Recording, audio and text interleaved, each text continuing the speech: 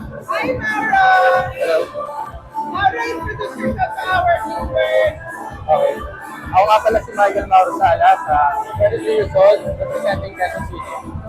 Ayan, Mauro, congratulations sa pagkita ni Representative Quezon Thank City. you. Ano nararamdaman mo? Unang-una, kinakabahan talaga ako. Tapos, na-overwhelm ako sa mga nangyayari. Ayan. So, kilala ka namin talaga as an actor. Diba? Grabe, grabe, palaban ka talaga. Bakit mo naisip na lumaban dito sa Mr. Philippines? Kasi, hindi ko pa siya nagagawa eh. Tingin ko, malaking bagay rin siya makakatulong siya sa akin na unang-una exposure, tsaka confidence na rin. Masanay ako sa mga pakikipag-socialize. Ayan. Siyempre marami kang fans, marami kang supporters.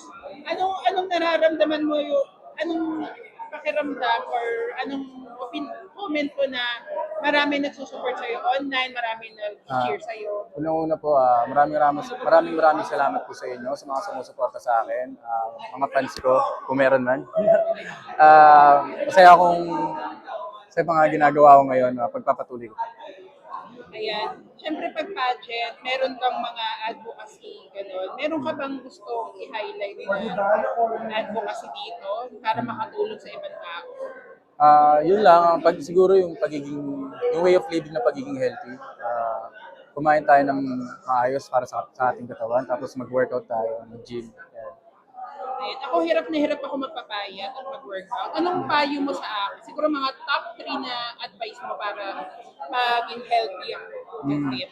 Unang-una, kailangan talaga way of living natin is yung pagkain natin maayos, maganda, para sa katawan natin. And then, magpapawis tayo araw-araw. Tsaka tulog.